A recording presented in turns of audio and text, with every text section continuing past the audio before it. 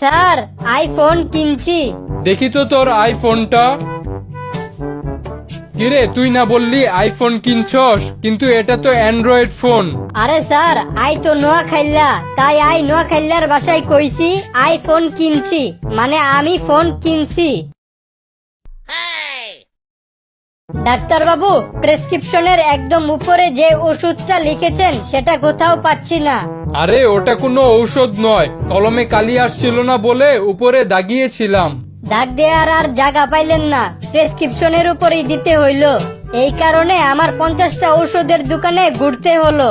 একজন দোকানদার তো বলল কালকে আনিয়ে দেবে, আর আরেকজন বলল এই কোম্পানি বন্ধ হয়ে গেছে, অন্য কোম্পানির আছে।